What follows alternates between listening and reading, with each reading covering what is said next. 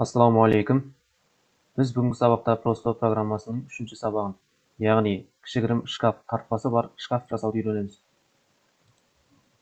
Помещениенің көлемін өзгертіп аламыз.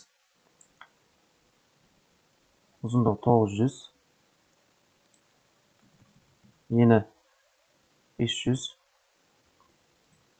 биіктігі 1000 деп аламыз. Мынадай кішігірім помещение пайда болды. Енді шкафтың стойкасы. Осыған сай шкафтың стойкасының размерін өзгертеміз.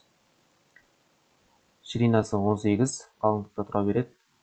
Высотасын алайық біз. 982. Яғни бұл жерде 982 дегеніміз 18 мм тастып жоғары жағына қалдырдық. Глубинасы 480. Бізде помещение 500 болған, екі жағынан 10 мм-ден тастып қалды. Біз астыға түсіріп алайық. Переместіктігін езіп басамыз. Енді мына жерде переместить деген кнопка бар. Осыны басып, және де вращение элемента деген бар. Екеуін осылай шығарып алайық. Қазір бізде шкаф жасау барысында бұл екеуі керек болады. Енді екінші бетін стойканың екінші жағын, яғни қалай аламыз оны копировать етіп алсақ болады. Мына жерге примерно 100 деп ала салайық. Мына пернені басамыз, переместить.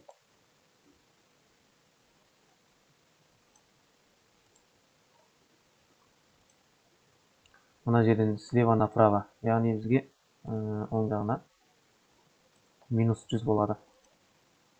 Не пайда болды?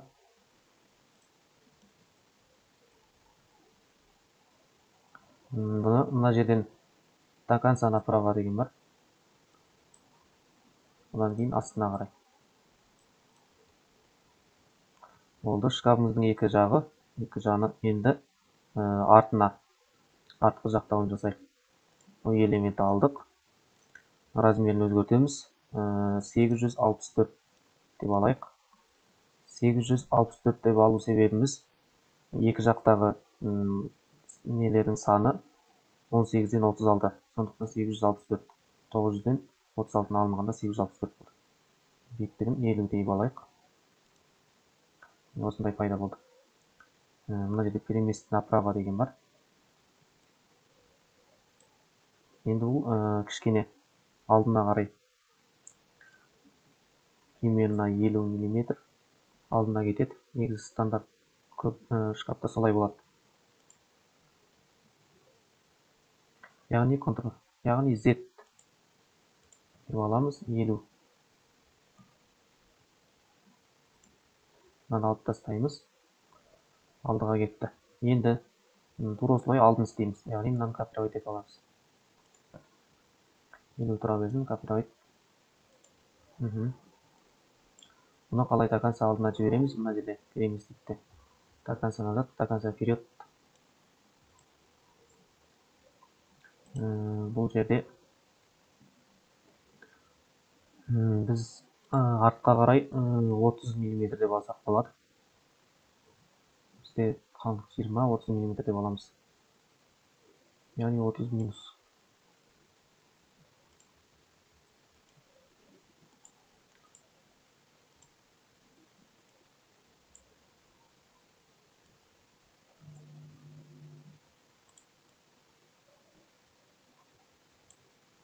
Мынадай шкафтың несі пайда болды. Енді үстін жасайық. Үстінің размерлері қалай болады? Үсті 18, яғни 900 болады. Қалыңдығы тұра береді. Сол материал глубинасын 500 деп алайық. Бізде помещение 500 дегенбіз.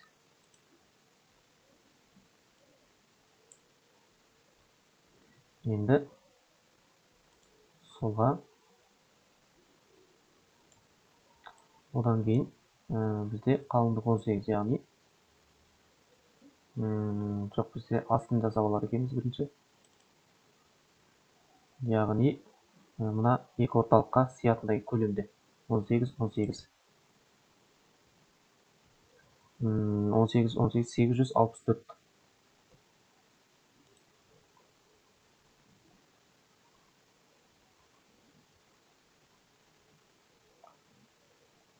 Яғни высота 18 тұра береді. 480 деп алайық.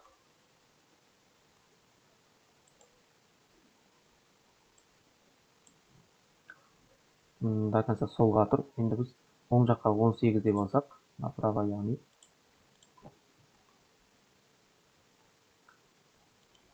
Ортасына келді. Енді астына түсіре саламыз. Дайын. Енді үстін жасайық. Үстінің размері 900 деп алайық. Жабылып тұру үшін астына түсіп кетпей тұрғын алып 500 бізде.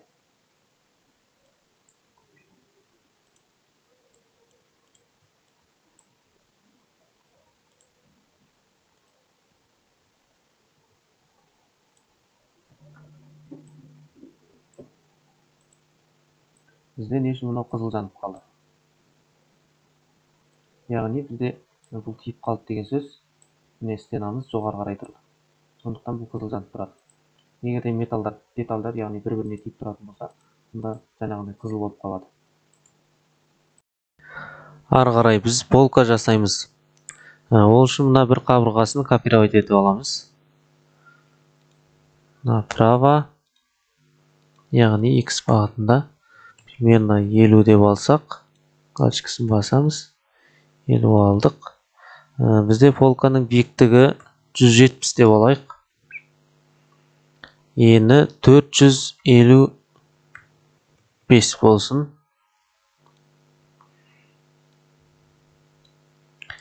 Енді түзеп аламыз бұны, қалыпқа келтіріп. Ұшын до конца астына, до конца алдыға, одан кейін минус 20. Бассақ минус болады. Аламыз. Енді Z минус 20. Ровно келді. Енді мына стойка менен полканың арасы 13 деп аламыз. Яғни 10-ға X бағытында 13 алынды. Каждый полканың арасы бізде 25 мм деп аламыз.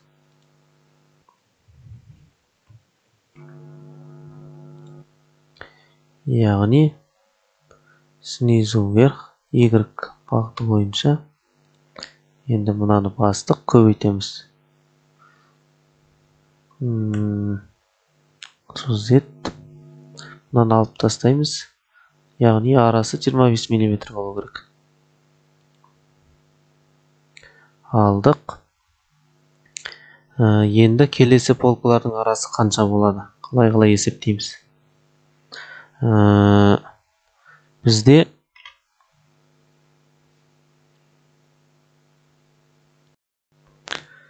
осы жерде түсіндіре кететін, біз жалпы мынаның ұзындығы 914 деп алдық. Полка 170, яғни 170-тен 4 полка орналасады мұнда. 170-ті 4-ке көбейтеміз, 680 болады. 914-тен 680 аламыз. Яғни қанша? 234 мм болады. Бізде каждый полкамыздың арасы, яғни мына екі жер 25 мм деп алдық. 25 мм деп алғанда 25-ті 4-ке көбейтеміз, 100 болады. Мен айтқандарды жазып отырсаңыздар өте түсінікті болады.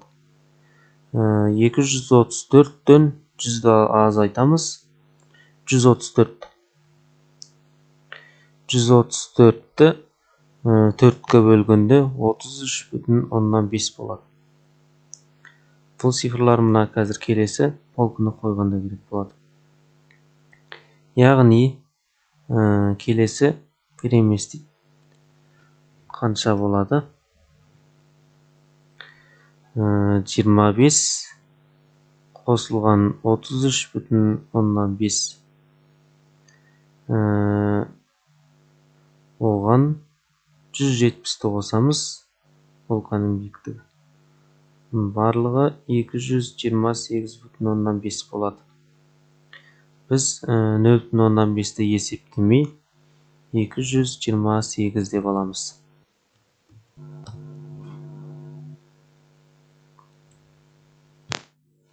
Галочка басылмай қалды.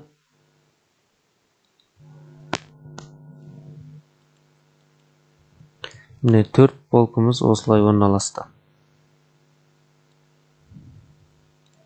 Енді осыны екінші жағына копировать етіп ала саламыз. Шрифті басамыз, белгілеп алдық. Направо. Тұра берсін.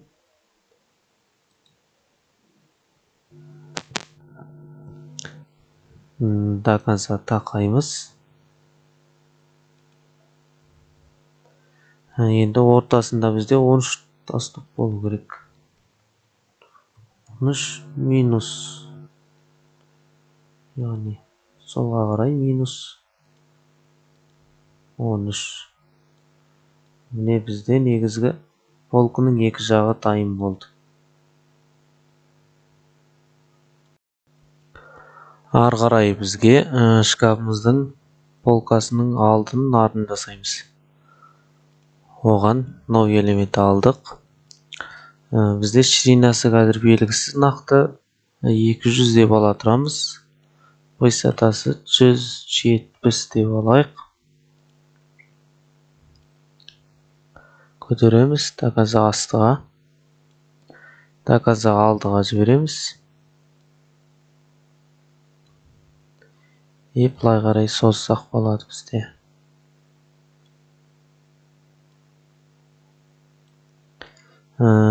Біз артқа қарай 20 мм жібереміз.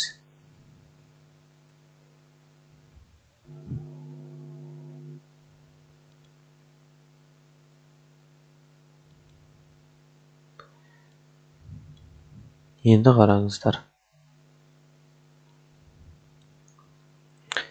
Бізде 25 мм тастық бар, яғни жоғары қарай 25 көтереміз.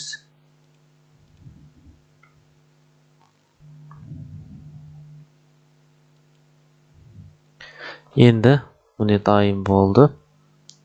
Осыны копировать етіп қоя береміз жоғары қарай. 228 болады.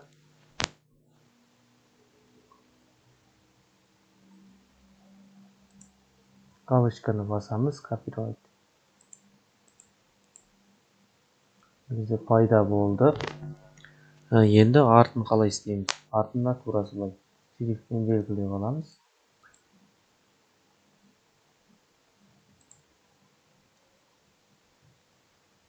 Яғни Z алды арты еленіп.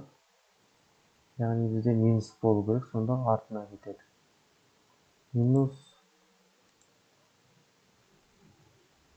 бары жерленбейді. Минус 328 кетті. Енді біз артына қалай әкелеміз? Артына оңай жолы 10 мм деп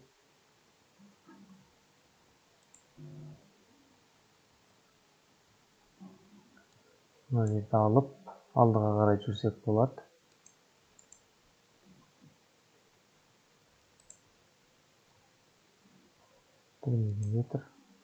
Мына жерден өздеріңіз байқасаңыздар, теңескен кезде екі сызық бір-бірінің үстіне кіріктіріледі. Міне жылжып бара жатыр, яғни алдыға кетіп бара жатыр. Біз минус 1 деп аламыз. Ne tuра geldi.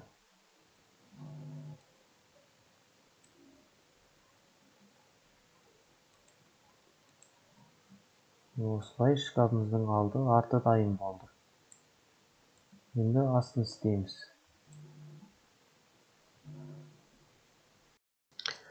Енді полканың астын жасап алайық. Ол үшін мына астын копировать етіп аламыз.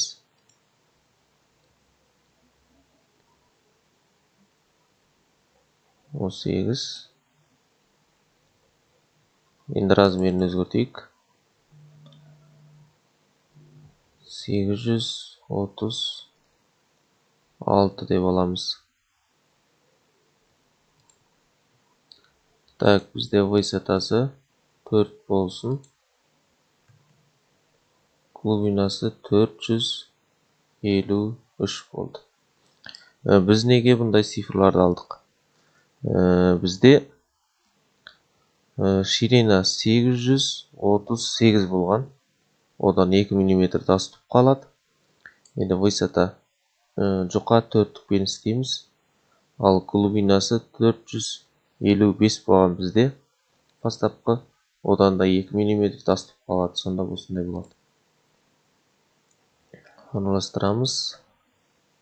Тақансы солға. Тақансы үстіге.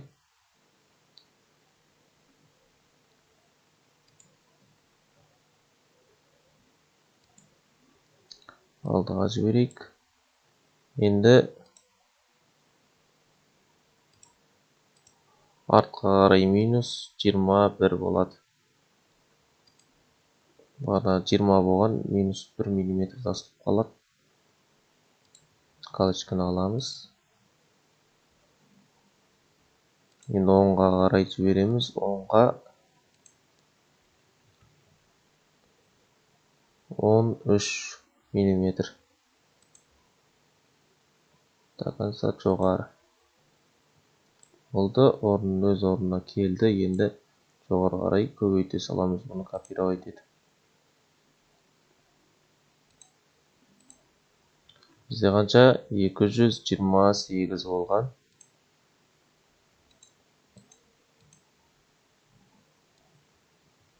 Болды, дайын. Енді біз шкафтың бетін жасап алайық. Яғни тартпалардың бетін копировать етіп аламыз.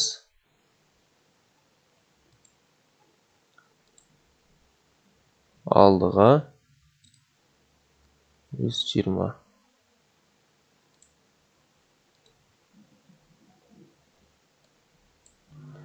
Бізде осы жерде түсіндіре кететін жазып алсаңыздар да болады. Жалпы ұзындық басында бізде 1000 болды. Одан 18. Мына жерде MDF-тің қалыңдығын аламыз. Одан мына алдының биіктігі бізде 50 болды. Одан 50-ді аламыз. Қалған 932 қалды бізде. Каждый арасы бізде полкалардың беті 2 мм-ден тасылып қалынады. Сол кезде 932-ден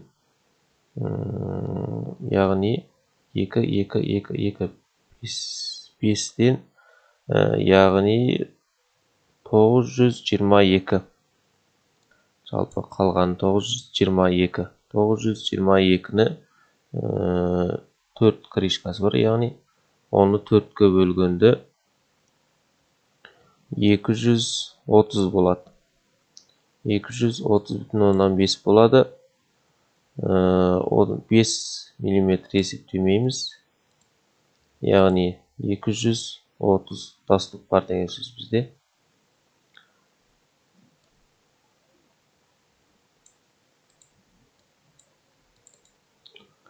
Сондықтан 836 ширинасы 230 болады, яғни бізде биіктігі.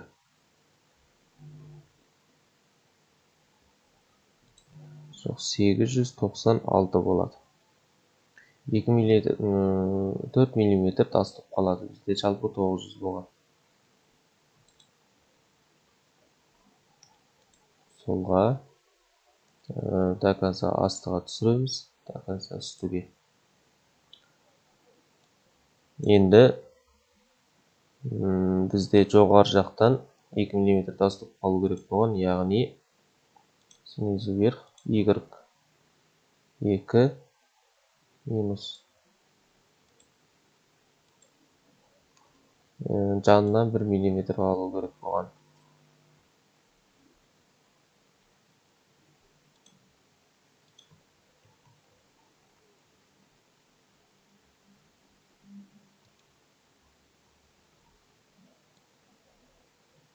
Дайын, енді копировать ете саламыз астына қарай. Яғни арасы 2 мм-ден болғанда бізде 232-ге копировать ететін боламыз. Минус 232.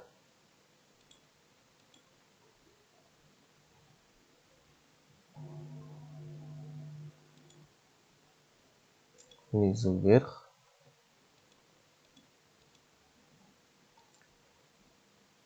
Болды бізде дайын. Енді артын жапсақ шкафтың, бізде шкафымыз толықтай дайын болады. Ары қарай бізде шкафтың арты ПВХ-дан 4 мм-лік ПВХ қоямыз. Ол үшін бір группаға кіргізіп алайық, яғни бәрін белгілейміз. Ctrl-A, Ctrl-G бір группаға кірді. Енді помещениенің бізде размерін өзгертіп аламыз.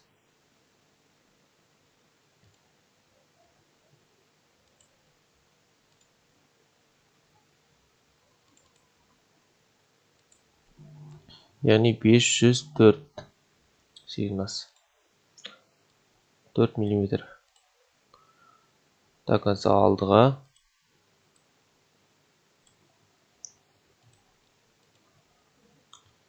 элемент алып алайық. Размері қандай болады бізде ПВХ-ның? Ширинасы 898, яғни 2 мм тастық қалады. Высотасы 948, кулинария 4 ПВХ, 4 мм.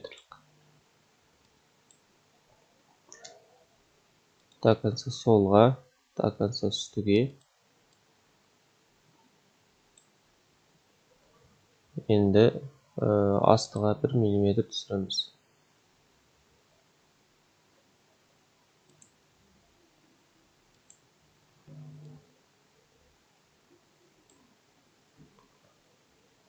Ары қарай жанына 1 мм. Енді до конца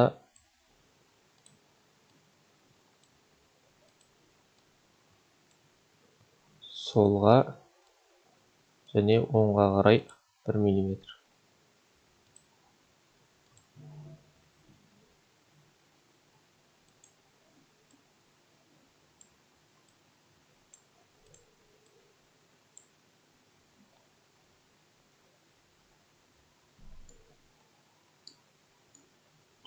Міне бізде шкафымыз дайын.